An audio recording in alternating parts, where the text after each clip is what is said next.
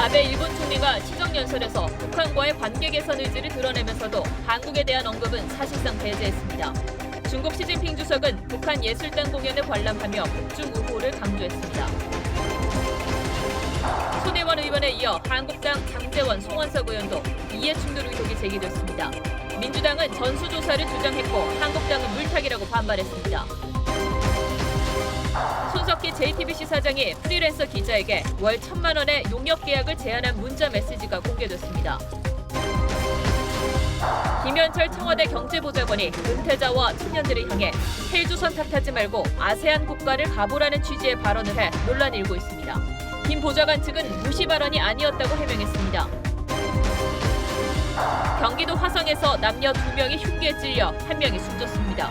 하지만 방지턱을 들이받는 사고를 낸 뒤 차에서 내려 산 방향으로 그대로 달아났습니다. 용의자는 숨진 여성의 전 남자친구로 경찰이 헬기 등을 동원해 대대적인 수색 작업을 벌였습니다. 현직 부장검사가 만취 뺑소니 사고를 내 적발됐습니다. 음주운전 적발만 3차례로 검찰 사상 처음으로 삼진 아웃제 대상이 되는 오명을 썼습니다.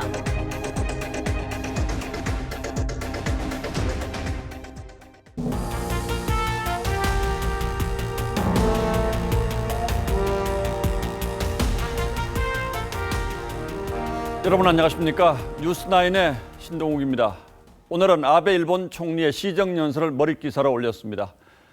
최근 한일 관계가 매우 위험한 상황에 이르렀다는 지적이 적지 않고 그래서 아베 총리가 오늘 무슨 말을 할지에 적지 않은 관심이 쏠렸습니다. 그런데 막상 뚜껑을 열어보니 한국 관련 언급은 거의 하지 않았고 북한과 수교를 추진하겠다는 다소 의외의 발언이 나왔습니다. 한국은 의도적으로 무시하고 북한에 러브콜을 보내는 듯한 메시지를 내놓은 것인데 이 발언이 우리에게 주는 시사점을 먼저 살펴보도록 하겠습니다. 이채현 기자가 보도합니다. 아베 신조 일본 총리의 국회 시정연설 50분간 한국에 관한 언급은 단 5초뿐이었습니다.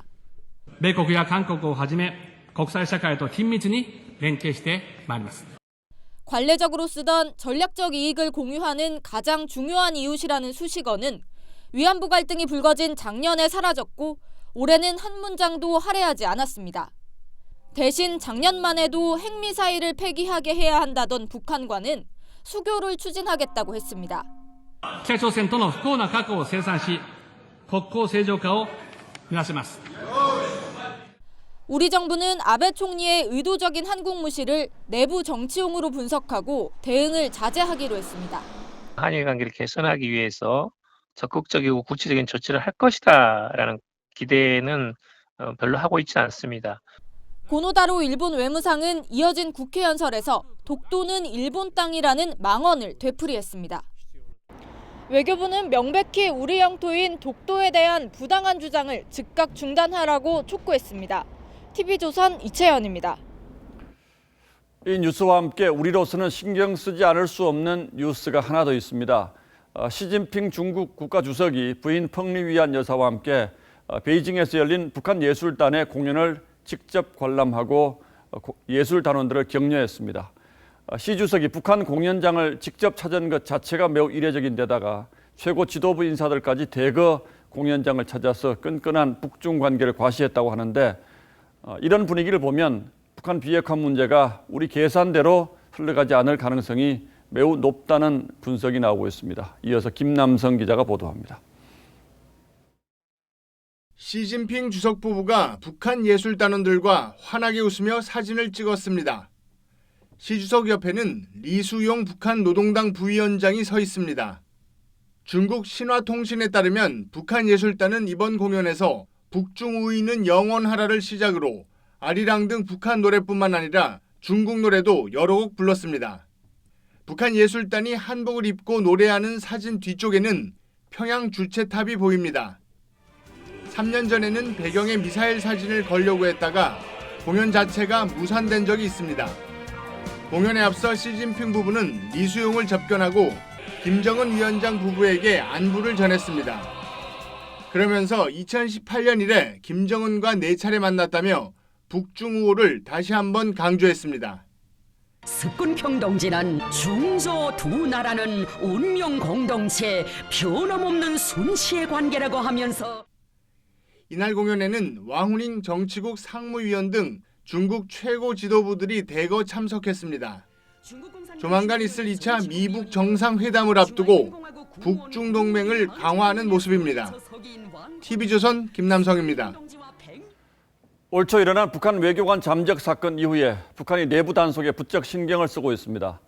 최근에는 당 간부들 집에서 미화 수십만 달러씩이 적발돼 공포 분위기라는 뉴스를 전해드린 바 있는데 이 문제로 과거 김정일 시기 외무상이었던 허담 집안이 철퇴를 맞은 것으로 전해졌습니다. 딸 허영이는 집에서 달러 돈, 뭉칫돈이 발견돼 구속됐고 외무성에 근무하던 아들도 해임당했다고 북한 소식통이 전했습니다. 정수양 기자의 단독 보도입니다. 허담의 딸이자 북한 대외경제성 과장으로 알려진 허영이가 최근 구속됐다고 대북 소식통이 전했습니다. 최근 북한 당국이 실시한 평양중앙기관 검열 당시 허영이의 자택에서 수십만 달러의 외화가 발견된 겁니다. 북한의 전 외무상이자 조국평화통일위원회 위원장인 허담은 지난 1989년 정주영 전 현대그룹 명예회장 방북을 초청하는 등 대남 정책을 담당했던 인물로 김정일의 최측근으로 알려졌습니다. 쏟아져 내리는 눈물을 걷잡지 못한 채 그의 시신을 부여잡고 안타까이 허담 동지를 찾으시었습니다. 또 허담의 아내는 김일성의 고종사촌으로 허영이는 김정은과 인척 관계입니다. 허영이가 구속되면서 평양 간부들 사이에서 공포 분위기가 확산되고 있다고 대북 소식통은 전했습니다. 김정일 시대 같으면 굉장히 두 사람 관계 때문에 함부로 건드릴 수 없겠지만 김정은 시대 와서는 친인척의 경우도 원칙에 어긋나면 처벌을 받을 수 있다는 것을 보여주는. 외무성 당위원장으로 알려진 허담의 아들 허철도 조성길의 잠적으로 직책에서 물러난 것으로 알려졌습니다. TV조선 정수양입니다. 예, 다음 뉴스입니다. 민주노총이 사회적 대화기구인 경제사회노사정위원회 참여 여부를 곧 결정합니다. 대의원 투표로 참여 여부를 결정하는데 지금 상황이 어떤지 현장으로 가보겠습니다. 자, 이채림 기자, 개표 결과가 나왔습니까? 네, 민주노총 대의원 회의가 열리는 KBS 아레나 홀에 나와 있습니다. 회의는 저녁 식사를 위해 1시간가량 정회했다가 조금 전인 8시 반에 재개됐습니다. 오늘 회의는 6가지 안건을 상정한 뒤에 투표에 붙이는 방식으로 진행이 되는데 경제사회노사정위원회 참여 안건을 두고 오후 5시 반부터 열띤 토론이 진행이 되면서 아직 투표는 시작도 하지 못했습니다. 이 투표 결과는 이르면 오늘 밤 늦게나 나올 전망입니다. 오늘 대의원 회의에는 대의원 1,273명 가운데 1,000여 명이 참가했습니다.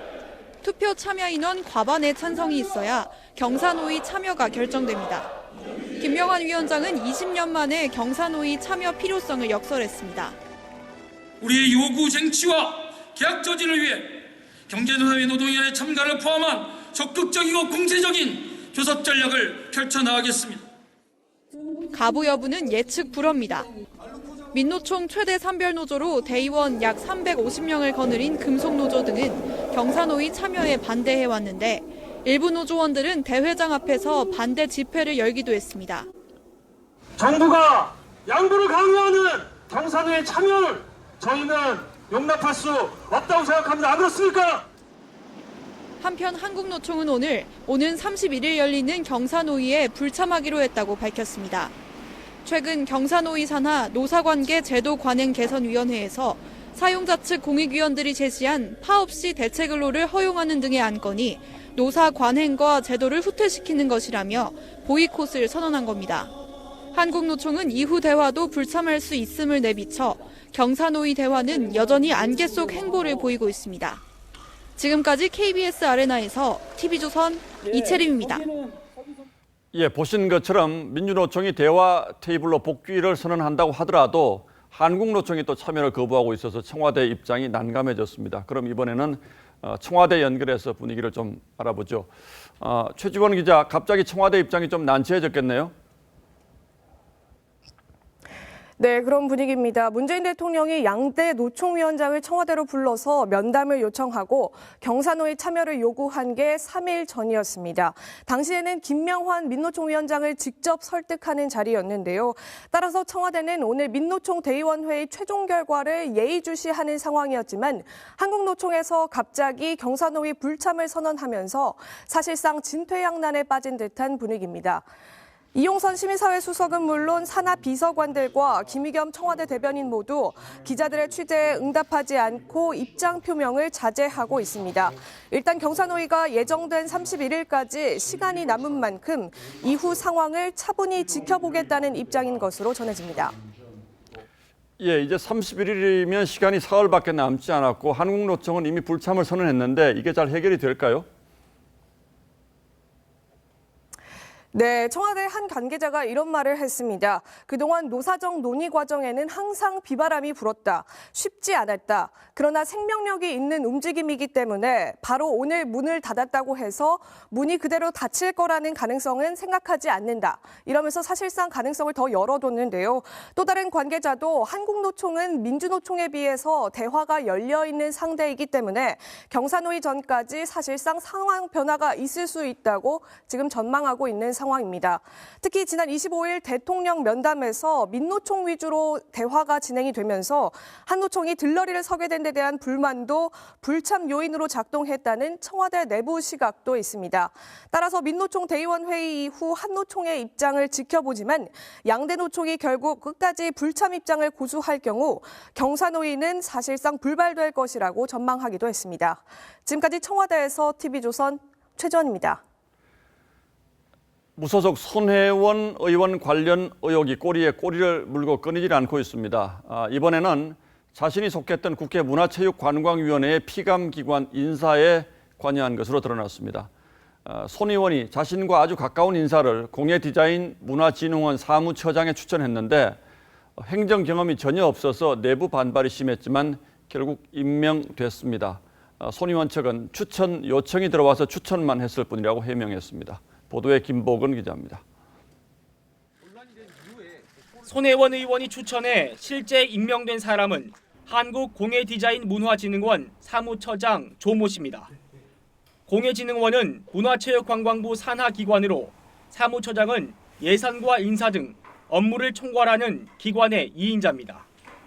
그동안 행정 경험이 풍부한 문체부 퇴직 공무원이 맡아왔는데 조 씨는 전시기획 큐레이터 경력뿐이어서 임명 당시 내부 반발이 있었습니다. 공진원 관계자는 부적절한 인사라는 지적은 맞는 말이라고 했습니다. 조 씨는 2017년 9월 손 의원 남편이 이사장인 크로스포인트 재단이 주최한 스위스 바젤 전시에 참여했고 손 의원과 함께 일본, 중국, 푸저우에도 다녀오는 등 손 의원과 친분이 두터운 것으로 알려졌습니다. 손 의원은 조 씨를 도종환 문체부 장관에게 직접 추천했습니다. 공예진흥원 사무처장직이 장관이 직접 추천을 받는 자리냐는 질문에 문체부는 여러 곳에 추천을 의뢰했다고 해명했습니다. 안 해야 되는 건 또 아니잖아요. 얼마든지 할 수 있는 거 아닌가? 장관님 기본적으로 승인하도록 돼 있는 자리니까. 전혀 그런 자리가 아니고 그렇게 하면 되구나. 손 의원 측은 추천 요청이 들어와 응했을 뿐이고 이후 선정 과정은 알지 못한다고 해명했습니다. TV조선 김보원입니다. 예, 그런데 이번에는 여당 쪽에서 야당 국회의원들의 이해 충돌 문제를 지적하며 맞불을 놨습니다. 자유한국당 장제원 의원과 송원석 의원이 자신의 사적인 이익을 위해서 국회의원직을 이용했다는 주장을 내놨는데 한국당은 전형적인 본질 흐리기, 물타기 정치 공세라고 반박했습니다. 최원국 기자가 취재했습니다. 경상북도 김천시 김천역 일대입니다. 김천이 지역구인 자유한국당 송원석 의원은 내륙철도 사업을 추진해 이곳을 제2의 대전역으로 만들겠다고 했습니다. 김천과 문경 구간이 중간에 미신 구간이 생기는데 여기만 연결하면 수도권에서부터 진주, 거제를 연결하는. 송 의원은 김천역 바로 앞에 있는 4층짜리 건물의 지분을 갖고 있어 이해 충돌 논란이 불거졌습니다. 자유한국당 장제원 의원도 교육부에 역량 강화대학 예산 확충을 요구했다. 이해 충돌 논란에 휩싸였습니다. 장 의원의 형이 총장으로 있는 동서대학교가 사업 대상에 포함돼 있었기 때문입니다. 민주당은 손 의원에 대해 공세를 펼쳐온 한국당을 비판하며 전수조사에 나서자고 했습니다. 이번 기회에 필요하다면 국회의원의 이해충돌 여부에 대한 전수조사와 그 기준을 마련하는데 한국당은 물타기라며 반발했습니다. 가족이 대학을 운영하고 있다는 이유로 예결위 간사 활동 자체를 이해충돌로 몰아붙여서 손혜원 의원의 직권남용을 두둔하고 두 의원은 정당한 의정활동이었다고 해명했고 한국당은 사실조사에 나서겠다고 했습니다. TV조선 최원국입니다. 대통령 경제보좌관인 김현철 신남방정책특별위원장이 청장년층을 향해서 헬조선 탓하지 말고 동남아 가서 일하라는 취지의 발언을 해서 논란이 되고 있습니다.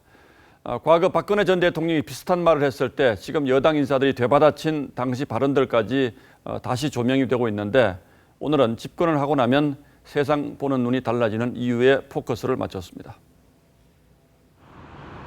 오늘 오전 김현철 신남방정책특별위원장이 CEO들 앞에 섰습니다. 아세안 인도 시장을 강조하던 중 박항서 감독도 구조조정되지 않았습니까? 베트남 가서 인생 2모작 대박 터뜨린 거죠. 명감독으로 인기가 치솟은 박 감독을 구조조정 당한 사람으로 묘사했습니다. 5, 60대 장년층에 대한 충고도 이어졌습니다. 할 일 없다고 산에 나가고 SNS에서 험악한 댓글 달지 말고 아세안 인도를 가라고 합니다. 고용 대란에 신음하는 청년들에게도 일자리 해법을 제시합니다. 태국, 인도네시아, 베트남에서 한류가 엄청난 붐이라 한글 배우려고 난리가 났다며 취직 안 된다고 한국에서 헬조선 이러지 말고 여기 보면 해피조선이다. 현실과 동떨어진 인식이라는 반응이 나옵니다. 그건 마음을 좀 못 알아주는 말이 아닌가. 저는 아직은 생각이 없어요. 네. 세상 물정을 영 모르는 소치라고 보입니다. 그리고 5, 60대가 우리 산업화 어떤 역군들인데 지금 그 사람들을 모욕되게 하는 얘기라고 생각해요. 김현철 위원장의 발언은 4년 전 박근혜 전 대통령의 중동 진출 발언을 떠올리게 합니다. 하여튼 대한민국의 청년이 텅텅 빌 정도로 한번 해보세요. 다 어디 갔냐? 저 중동에 다 갔다고 그래요. 당시 야당은 청년 실업의 책임을 회피하는 꼼수, 땜질식 처방이라며 비판을 쏟아냈었습니다. 지금은 1970년대가 아닙니다. 정부가 제대로 된 청년 고용 정책을 세우기는커녕 중동 얘기를 꺼낸 것은 적절한 얘기가 아닙니다. 그러면서 청년들 일자리가 줄어드는 현실을 정책 실패로 몰아붙였습니다. 비정규직이나 알바 말고는 일자리를 찾을 수 없는 청년들의 암담한 그런 현실이야말로 경제정책의 실패가. 지금 청년들 현실은 어떨까요? 지난달 청년 체감 실업률은 중동 진출 논란이 있던 2015년 이후보다 악화된 23%. 지난해 전체 실업자 수도 통계 집계 후 최고인 107만 3천 명을 기록했습니다. 자신의 나라에서 벌어가지고 행복하게 지낼 수 있으면 그게 가장 좋은 거지 해외로 가는 게 좋다. 그건 아니라고 봐요. 논란이 커지자 김 위원장은 5, 60대를 무시한 게 아니고 젊은이들이 스스로를 자랑스럽게 여기자는 취지였다며 부랴부랴 진화에 나섰지만 끝내 잘못된 표현으로 심려를 끼쳐 사과드린다고 했습니다. 일자리가 갈수록 줄어들어 속이 시커멓게 타들어가는 청년들과 장년층. 정부의 정책 탓 대신 자신들의 탓으로 실업에 책임을 돌리는 대통령의 경제참모 이야기를 듣고 심정이 어떨지. 뉴스라인 포커스였습니다. 네, 경기도 화성에서 40대 남성이 헤어진 여자친구를 흉기로 살해했습니다. 같이 있던 남성도 흉기에 찔려 중태에 빠졌습니다. 경찰은 야산으로 달아난 이 남성을 헬기까지 동원해 수색하고 있습니다. 김승동 기자입니다. 경기 화성시의 한 원룸 건물입니다. 출입문에는 경찰 통제선이 쳐졌습니다. 어젯밤 9시 반쯤 이 원룸에서 38살 여성 권모 씨와 40살 장모 씨가 흉기에 찔렸습니다. 권 씨는 그 자리에서 숨졌고 장 씨는 중태에 빠졌습니다. 한 10시 반이었나? 그때부터 굉장히 시끄러워가지고 누가 이제 제 초인종을 누르더라고요. 그래서 무서워서 못 나갔는데 경찰은 숨진 권 씨의 전 남자친구인 42살 광모 씨가 흉기를 휘두른 것으로 보고 있습니다. 곽 씨는 현장에서 10km 정도 떨어진 이곳까지 차를 타고 이동했습니다. 하지만 방지턱을 들이받는 사고를 낸 뒤 차에서 내려 산 방향으로 그대로 달아났습니다. 경찰은 헬기와 드론까지 동원해 이틀째 야산을 수색하고 있습니다. 끝났습니다. 그래서 추적이 안 됩니다. 숨진 권 씨는 석 달 전 동탄으로 이사와 직장에서 곽 씨를 알게 됐습니다. 하지만 잦은 욕설과 폭행 때문에 최근에는 곽 씨를 만나지 않았던 것으로 전해졌습니다. 같이 이렇게 좀 사귀다가 이제 이 남자가 좀 미치광이 것처럼 이제 행동을 했나 이제 뭐 했는지 그걸 보고 동생이 이제 이 남자는 아니다.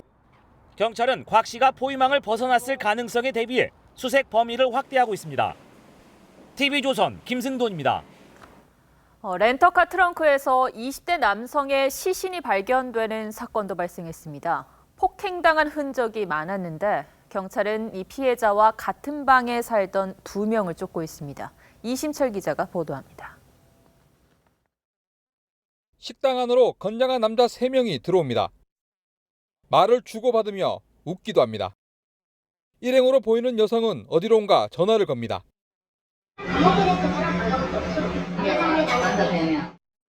이들은 식당에 들어오기 전 바로 앞 도로에 렌터카를 세워뒀습니다. 이 렌터카 트렁크 안에는 20살 A씨가 이불에 쌓인 채 숨져 있었습니다. 숨진 A씨는 오늘 아침 6시 30분쯤 발견됐습니다. 렌터카를 빌린 사람은 식당에 있었던 여성이었습니다. 이 여성은 동생이 렌터카 트렁크에 이불에 싼 무언가를 넣자 수상하다고 느껴 자수를 권한 것으로 밝혀졌습니다. 알지, 이거 싸울 때부터 알지. 이게 사건을 저질렀구나. 조사를 하고 뭐 이렇게. 경찰 조사 결과 A씨는 구미의 한 원룸에서 숨진 뒤 차로 옮겨졌습니다. A씨는 온몸이 상처투성이었습니다. 경찰은 원룸에 함께 살던 용의자들이 A씨를 때려 숨지게 한 것으로 보고 있습니다. 경찰이 자수한 21살 B씨는 다시는 피해자와 잘 모르는 사이며 다른 사람들이 때리는 것을 보기만 했다고 진술한 것으로 알려졌습니다. 경찰은 달아난 용의자 2명을 찾고 있습니다. TV조선 이심철입니다. 현직 검사가 만취운전으로 사고를 내고도 음주 측정을 거부해 현행범으로 체포됐습니다. 게다가 3번째 음주운전 적발입니다.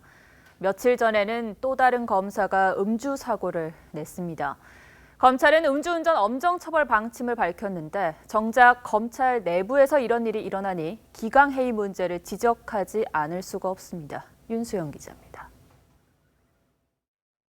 접촉사고를 낸 검정색 제네시스 차량이 멈춰섭니다. 뒤따라온 피해 차량 운전자와 대화를 나눈 뒤 차에 머물던 남성은 이내 사고 현장을 빠져나갔습니다. 잠시 뒤 출동한 경찰이 가해 차량 운전자를 현행범으로 체포해 호송합니다. 서울고등검찰청 소속 김모 부장검사로 이웃인 38살 강모 씨의 차와 부딪히고도 집으로 들어가 출동한 경찰관의 음주 측정 요구에도 응하지 않은 것으로 조사됐습니다. 본인 차 치고 음주운전한 것 같은데 자기 집으로 아파트 안으로 들어갔다 이렇게 신고를 했습니다. 김 검사의 혈중 알코올 농도는 0.264%로 면허 취소 기준치를 훌쩍 넘어섰습니다. 김 검사는 2015년 8월과 2017년 4월에도 음주운전으로 적발돼 검찰 내부에서 첫 삼진아웃제 적용 대상이 될 것으로 보입니다. 법무부 장관과 검찰총장이 반복해 엄정 처벌을 강조했지만 이제 대통령께서도 지적하셨듯이 음주운전은 살인행위다라는 사회적 인식이 확산될 필요가 있다고 보고요. 지난 23일 서울고검 정모부장검사가 법원 앞에서 음주운전 사고를 내는 등 검사의 일탈이 끊이지 않고 있는 겁니다. 대검찰청은 형사처벌과 별도로 김 검사에 대한 징계를 검토할 방침입니다. TV조선 윤수영입니다. 레미콘 트럭이 신호 대기 중인 차들을 덮쳐 29중 추돌 사고가 발생했습니다. 10명이 중경상을 입었고 주변 도로는 순식간에 아수라장이 됐습니다. 신준명 기자입니다. 자동차가 늘어선 3차선 도로 뒤쪽에서 15톤 레미콘 트럭이 돌진합니다. 앞에 있던 승용차가 속수무책으로 떠밀립니다. 사고 충격으로 차에 불이 나자 다른 운전자가 급히 달려옵니다. 부서진 자동차가 곳곳에 널브러졌습니다. 타이어가 떨어져 나가고 승용차 절반이 잘려나가기도 했습니다. 도로 전체가 아수라장입니다.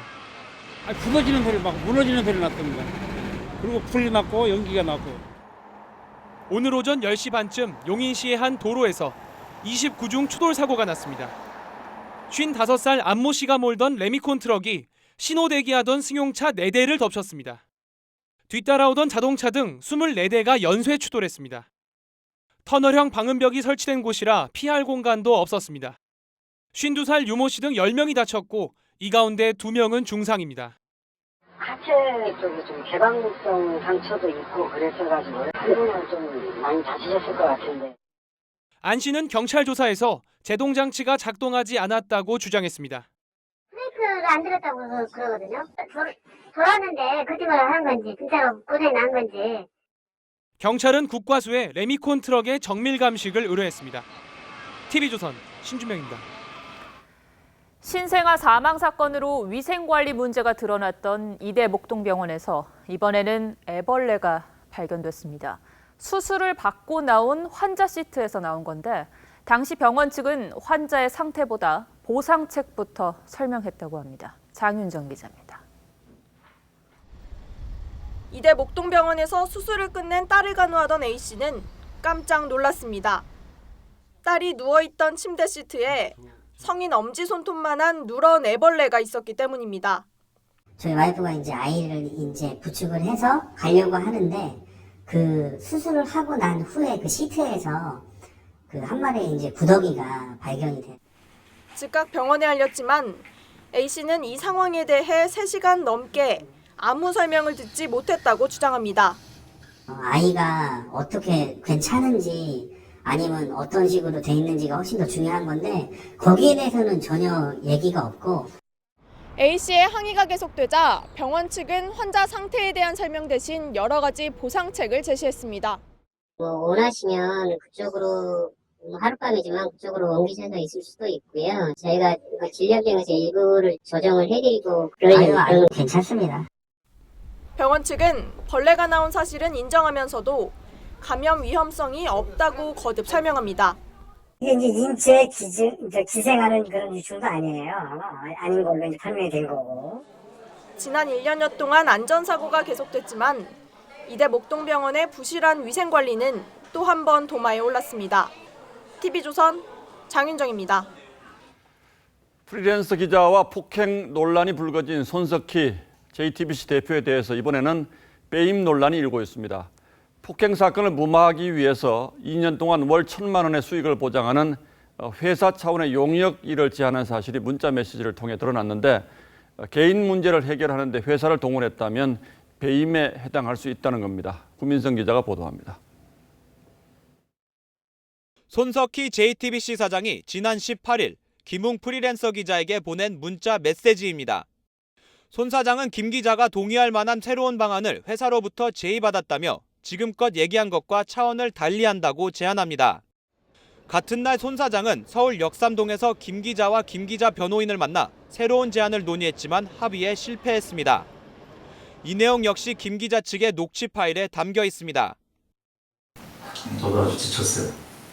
계속 솔직히 말해가지고 녹달반은 협박을 당했는데 뭔가 협박으로 느꼈습니다.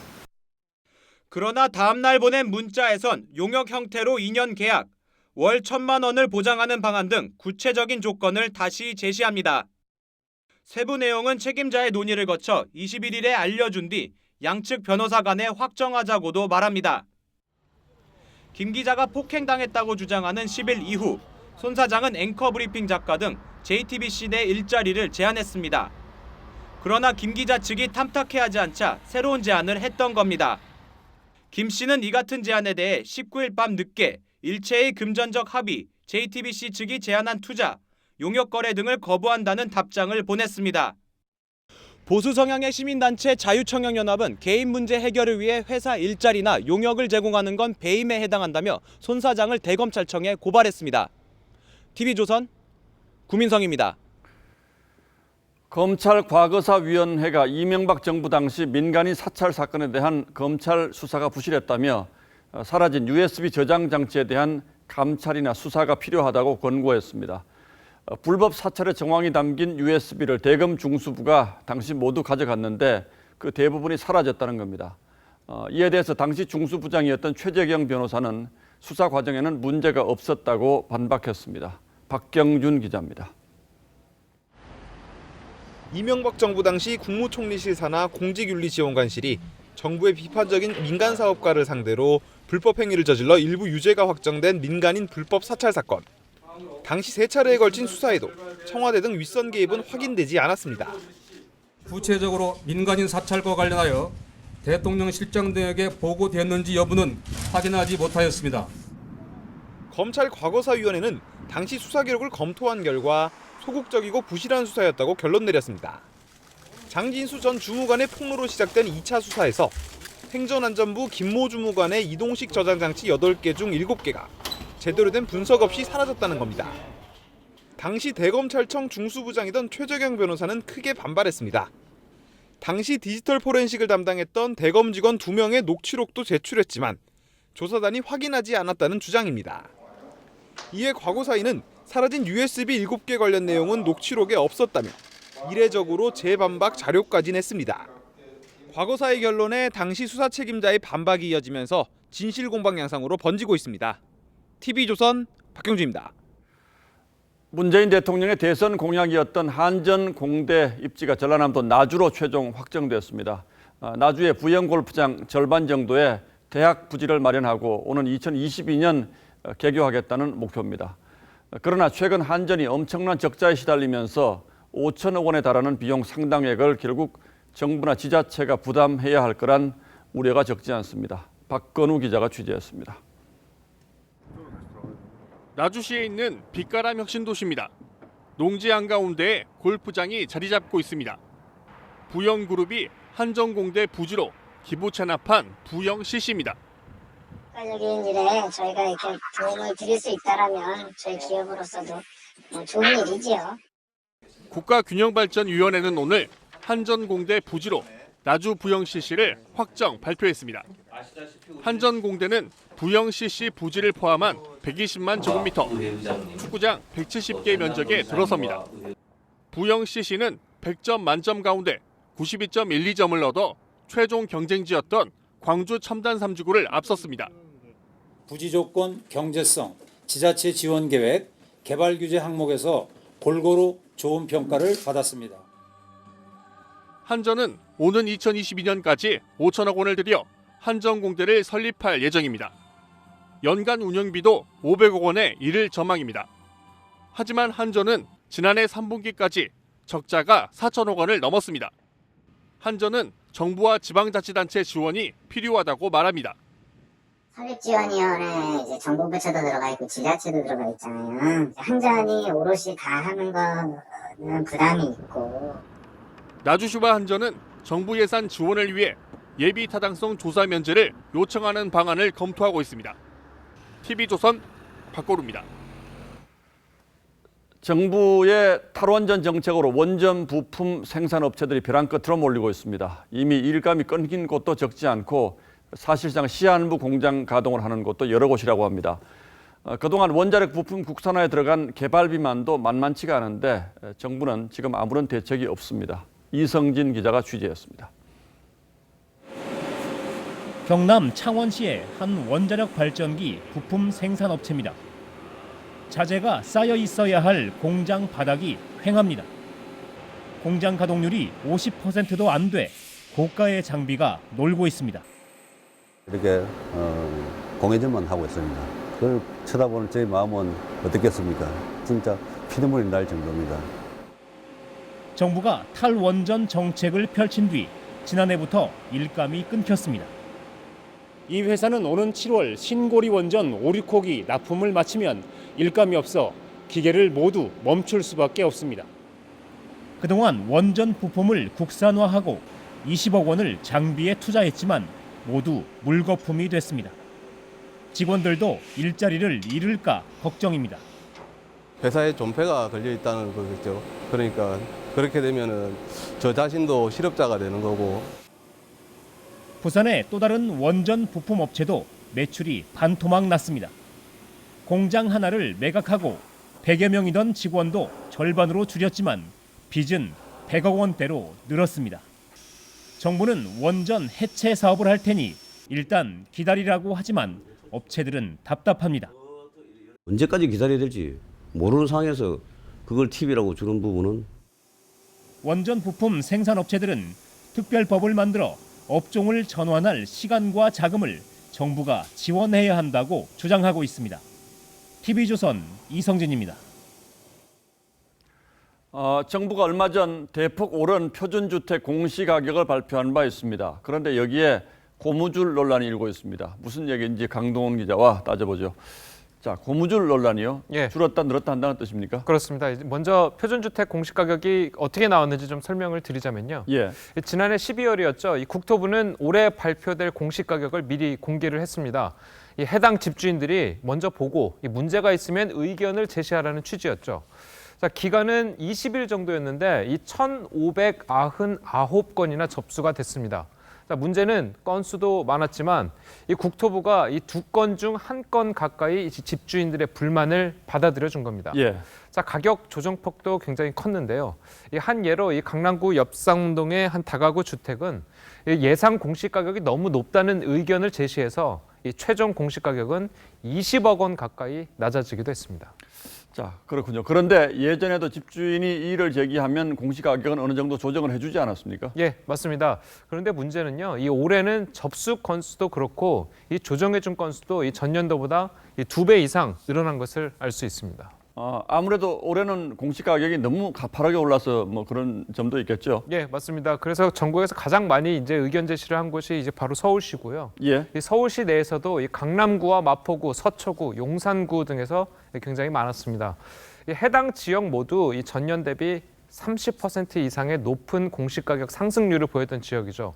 자, 공시가격이 가파르게 오를수록 이 재산세와 종합부동산세 등 이 세금 부담이 늘어나는 구조여서 이 집주인들의 의견 제시가 몰려든 거라고 볼 수 있습니다. 예, 그런데 아무리 집주인이 이의를 제기했다고 해도 이렇게 수억 원씩 공시가격을 조정해 준 걸 보면 애당초 가격 산정이 잘못됐다 이렇게 볼 수도 있지 않겠습니까? 예, 그렇습니다. 전문가들은요, 이 현재 정부가 이 공시가격 현실화라는 정책 목표에 따라서 공시가격을 한꺼번에 과도하게 높였기 때문에 자, 이렇게 지적하고 있습니다. 자, 거기다가 이번에 표준 공시가격이 정해진 단독주택의 경우에는 아파트 같은 공공주택보다 거래량이 많지 않기 때문에 이 실거래가를 기반으로 정확한 공시가격을 산정하기 어려운 구조여서 이 오류가 날 수밖에 없다는 이야기를 하고 있습니다. 전문가 이야기 한번 들어보시죠. 예. 표준주택을 방문해서 판문조사하거나 내부를 보고 어디를 어떻게 수리했는지 봐야 되는데 그걸 할 수 없다는 게 맹점이에요. 그러다 보니까 이 건물에 대한 평가가 공정성이 또 합리성이 좀 떨어진다고 볼 수밖에 없죠. 예, 이제 오는 4월에는 아파트 공시가격 나오죠. 예. 예, 어쩌면 그때는 또 혼란이 더 클 수도 있다 이런 생각이 드네요. 예, 강동원 기자 잘 들었습니다.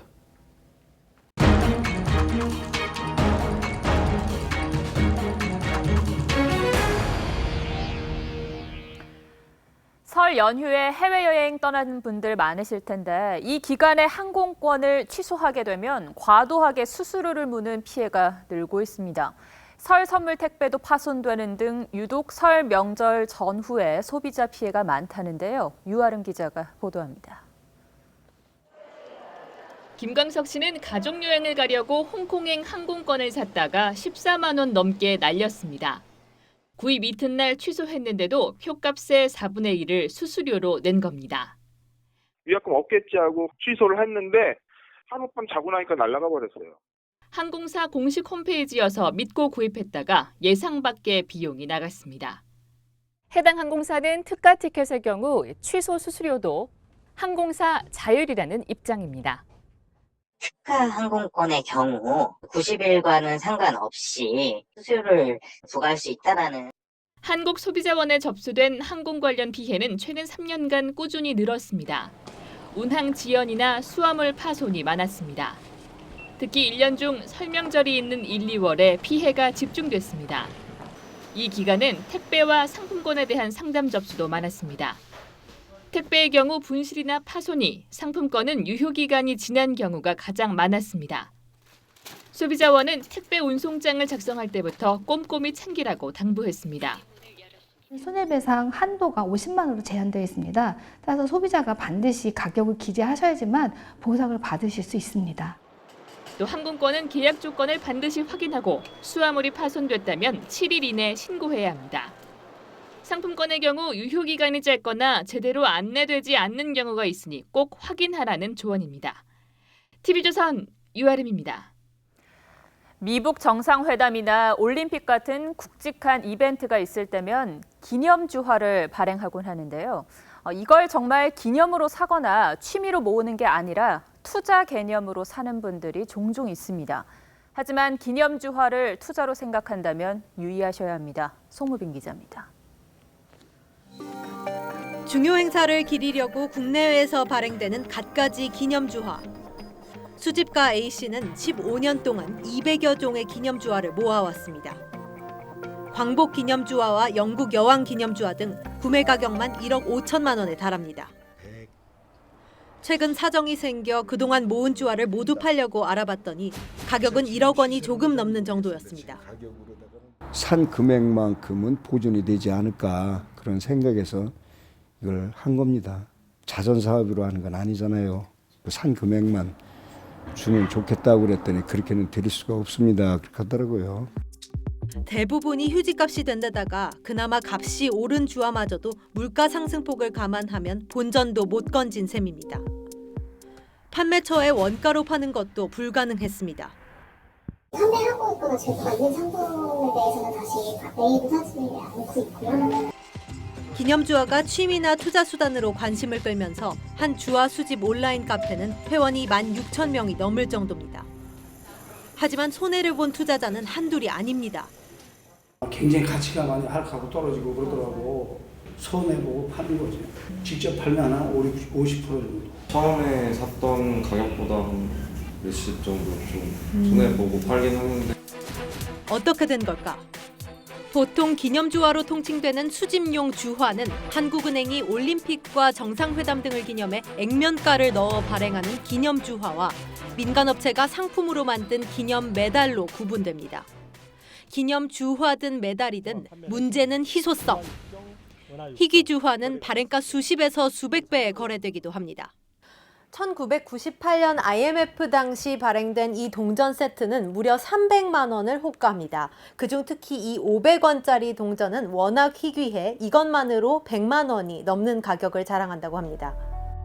하지만 기념 메달 발행에는 별다른 인증이 필요 없고 발행량도 제한이 없어 물량이 많은 상당수가 헐값에 거래되는 게 현실입니다. 놔두면 막 올라갈 것처럼 해야 많이 사니까 기념주화는 투자가 안 돼요. 팔려고 했다가 좀 실망해서 돌아가시는 분들도 좀 있을 많죠. 양이 너무 많아서 지금 말 그대로 저희로 또 처치곤란인 거. 액면 금액에 다시 환전을 해야 될 정도의 기념주화들은 많이 쌓여 있습니다. 이 때문에 기념주화를 구매하기 전에 믿을 만한 발행처인지 발행량은 얼마나 되는지 등을 꼼꼼히 따져봐야 합니다. 공급이 제한되어 있거나 수요가 많은 경우가 아니라면 다시 하락할 수도 있는 부분이 있기 때문에 그러한 측면에서의 투자는 유의할 필요는 있다고 생각됩니다.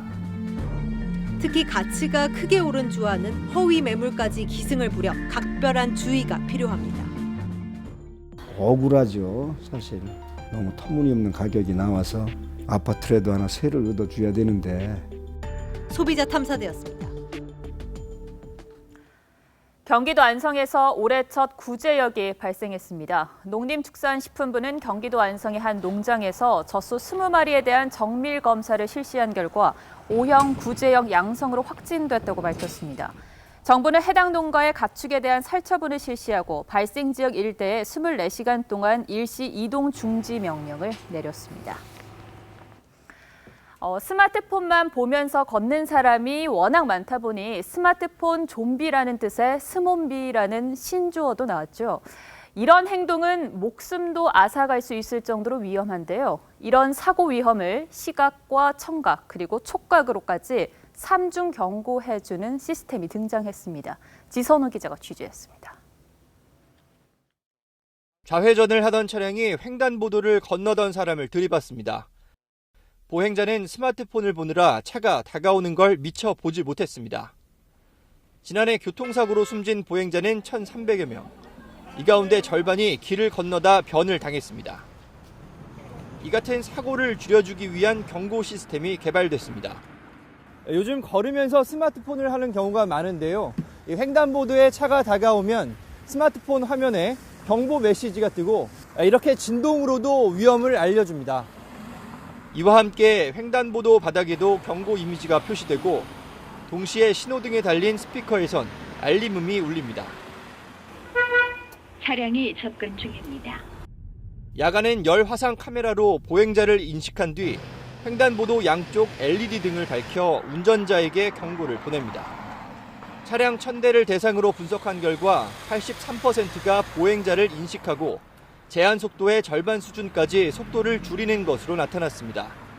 신호등이 없는 교차로나 사고가 자주 발생하는 지방부도로에 설치하면 큰 효과를 볼 수 있을 것으로 기대됩니다. 연구진은 위험 상황에 차량이 자동 제어되는 기술까지 추가로 개발할 예정입니다.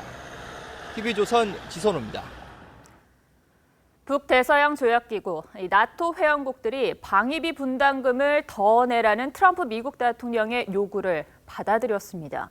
회원국들의 내년 분담금 인상 규모는 모두 1,000억 달러, 우리 돈 110조 원이 넘습니다. 우리나라도 미국과 분담금 협상 중이어서 주목할 수밖에 없는 뉴스입니다. 김지수 기자입니다.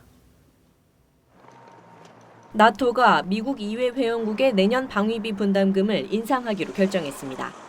By the end of next year, NATO allies will add 100 billion extra US dollars for defense. 미국을 제외한 28개 나토 가맹국은 지난해 3,120억 달러를 냈는데 2020년 말엔 전체적으로 4,120억 달러를 부담할 전망입니다. So we see some real money and some real results, and we see that the clear message from President Trump is having an impact. 나토 탈퇴까지 거론하며 증액을 압박해온 트럼프 대통령은 나토 사무총장이 내 덕에 회원국들에게서 더 많은 돈을 거둔다고 말했다며 자화자찬했습니다. The United States is paying far too much, and other countries are not paying enough, and not fair to the taxpayers of the United States, and we're going to make it fair. 나토의 방위비 분담금 인상 결정이 현재 진행 중인 한미 방위비 분담금 협상에도 영향을 미칠지 시선이 쏠립니다. TV조선 김지수입니다. 필리핀의 한 성당에서 폭발물이 터져 20명이 숨지고 100여 명이 다쳤습니다. 이슬람 극단주의 단체 IS는 자신들이 배후라고 밝혔습니다. 유혜린 기자입니다. 성당 입구에 파편이 널브러져 있습니다. 의자들은 완전히 부서졌고 천장도 떨어져 나갔습니다. 현지 시간 27일 필리핀 최남단 홀로섬의 한 성당에서 2차례 폭발물이 터졌습니다. 주일 미사 도중 성당 내부에서 첫 번째 폭발이 일어났고 1분 뒤 군경이 진입하려 하자 입구에서 한 차례 더 폭발물이 터졌습니다. 연이은 폭발로 최소 20명이 숨지고 111명이 다쳤습니다. 외신들은 중상자가 있어 사망자 숫자가 더 늘 가능성이 크다고 전했습니다. 필리핀 정부는 이번 폭발 사건을 테러로 규정하고 도로를 봉쇄한 채 조사를 진행 중입니다. IS는 이번 테러에 배후를 자처했습니다. 폭발이 일어난 필리핀 남부 지역은 이슬람계 인구 비율이 높은 곳입니다. 특히 홀로섬은 극단주의 수니파 무장 조직 IS 추종 세력의 활동 무대로 알려져 있습니다. 최근엔 이슬람 자치지구 운영 권한이 걸린 기본법을 놓고 내부적으로 갈등을 빚고 있습니다. 필리핀 정부는 이슬람 내부 갈등을 이번 테러의 원인으로 보고 이슬람계 소수민족 간의 결속을 당부했습니다. TV조선 유혜림입니다. 사극은 배우들의 연기력도 중요하지만 철저한 고증을 거친 분장도 큰 비중을 차지하는데요. 우리나라 사극 분장은 어떤 과정을 거쳐서 완성이 되는지 홍현주 기자가 직접 체험을 해봤습니다. 네가 왕이 되면 알 것이다. 40대부터 70대까지 영주의 다양한 모습을 재현한 배우 송강호. 얇은 검정색 수염부터 기다란 은빛 수염까지 세월의 흐름이 분장을 통해 고스란히 드러납니다. 내 나라 내 백성이 열갑절 백갑절은 더 소중하오. 왕위의 위협을 느끼는 광해군과 뛰어난 말솜씨로 좌중을 사로잡는 광대. 1인 2역을 맡은 이병헌의 광기 어린 연기를 더욱 완벽하게 만들어주는 것도 특수분장입니다. 관객에게는 순식간이지만 분장팀은 오랜 연구와 수정을 거쳐 힘겹게 결과물을 만들어냅니다. 한 장면은 10초의 영상이지만 2달 반, 3달 동안 이 10초를 위해서 노력을 했다라는 모습 등을. 영화 속 사극 분장은 어떤 과정을 거쳐 완성되는 걸까요? 특수분장계에서 손꼽히는 조태희 감독의 손을 빌려 변신해봤습니다. 속눈썹과 입술 메이크업은 전혀 하지 않고 머리 가채를 올리는 데만 30분이 걸립니다. 이렇게 1시간에 걸쳐 조선시대 중전 분장을 받아봤습니다. 길이만 1m가 넘는 이 가채는 잠시만 얹고 있어도 목을 가누기 어려울 정도로 무겁습니다. 완벽한 변신에 8개월, 지우는데 10분. 다소 허무할 수 있는 특수분장은 전문가들의 기술력을 더해 성장을 거듭하고 있습니다. TV조선 홍윤주입니다. 네, 선동열 감독의 사퇴로 공석이 된 새 야구대표팀 사령탑에 김경문 전 NC 감독이 선임됐습니다. 김 감독은 11년 전 베이징 올림픽의 감동을 되찾겠다고 밝혔습니다. 박상준 기자입니다. 밝은 표정으로 기자회견장에 들어선 김경문 감독이 KBO 정운찬 총재, 김시진 기술위원장과 손을 맞잡습니다. KBO는 위기의 야구대표팀을 이끌 새 수장으로 김경문 전 NC 감독을 선임했습니다. 고심 끝에 사령탑을 수락한 김 감독은 내년 도쿄올림픽에서 실추된 대표팀의 명예를 끌어올리겠다고 밝혔습니다. 11년 전 여름에 밤에 느꼈던 짜릿한 전율을 다시 한번 느끼고 환호할 수 있도록 최선을 다하겠습니다. 김 감독은 NC와 두산 사령탑 재임 시절 두 팀을 명문구단으로 키웠고 2008년 베이징 올림픽에서는 부전전승의 놀라운 성적으로 사상 첫 올림픽 야구 금메달을 목에 걸었습니다.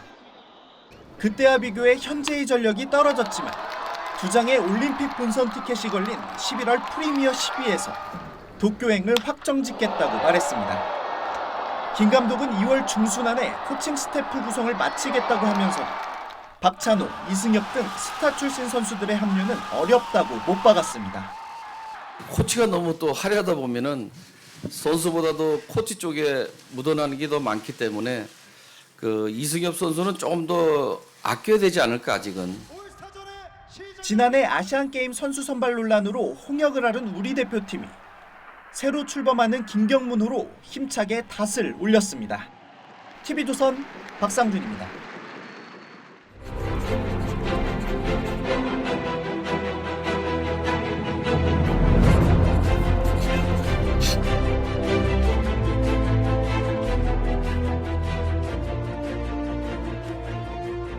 굶으면 죽는다. 김영삼 전 대통령이 2003년 최병렬 당시 한나라당 대표의 단식 농성을 말리면서 했던 유명한 말입니다. 단식 일주일이 지나자 장에 문제가 생기고 너무 아파서 엉엉 울었다는 경험담도 들려줬습니다.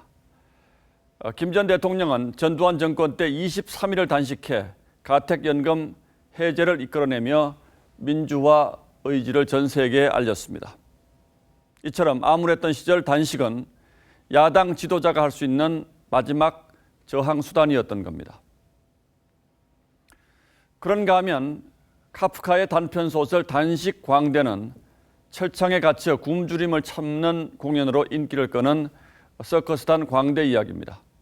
하지만 관객들은 곧 반복되는 단식의 식상해하고 광대를 외면합니다.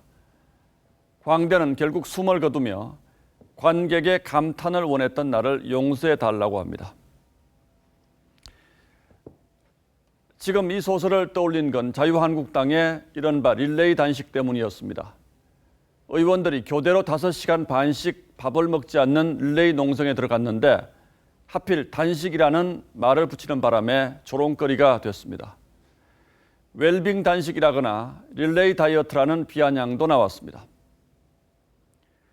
사람의 목숨을 건 단식을 정치 이벤트쯤으로 생각했다면 돈을 벌기 위해 단식을 하는 소설 속 광대와 크게 다를 바가 없을 겁니다. 닉슨 전 미국 대통령이 탄핵에 몰려 사임하자 모두들 미국 보수와 공화당은 끝났다고들 했습니다. 하지만 공화당은 자유시장 경제의 가치를 앞세워 민주당 정책을 정교하게 반박하고 청년들을 설득해 레이건 대통령 때 화려하게 부활했습니다. 영국 보수당도 따뜻한 보수를 내건 38살의 젊은 총리 캐머런이 경제 위기를 자초한 노동당을 심판하며 13년 만에 정권을 되찾았습니다. 그런데 지금 한국의 보수 정당은 단호한 결기도 따스한 온기도 없어 보입니다. 독일 재상 비스마르크는 각오가 없는 자는 정치에서 멀찌감치 떨어져 있는 편이 낫다고 했습니다. 자유한국당의 지지율이 탄핵 후 최고를 기록했다는 보도가 나왔습니다만 오늘은 왠지 공허하게 느껴집니다. 1월 28일 앵커의 시선은 다시 웰빙 정당으로였습니다.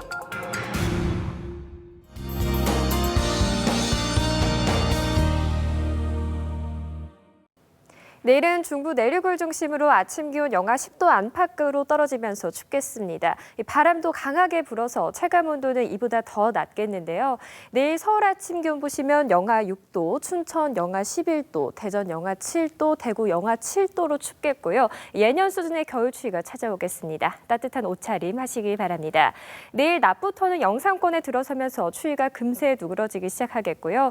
수요일 저녁 남부지방을 시작으로 목요일에는 전국에 눈이나 비가 내리겠습니다. 이 눈비가 오기 전까지는 대기가 무척 건조하겠습니다. 특히 강원 영동 지역은 건조특보 속에 바람까지 강하게 불고 있습니다. 불씨 관리 더욱 철저하게 해주시기 바랍니다. 내일 미세먼지 농도 대체로 보통 수준을 보이지만 오전에는 수도권과 강원 영서, 충북 지역에서 나쁨 단계를 보이겠습니다. 기상정보였습니다. 월요일 뉴스9은 여기서 모두 마치겠습니다. 시청해 주셔서 고맙습니다.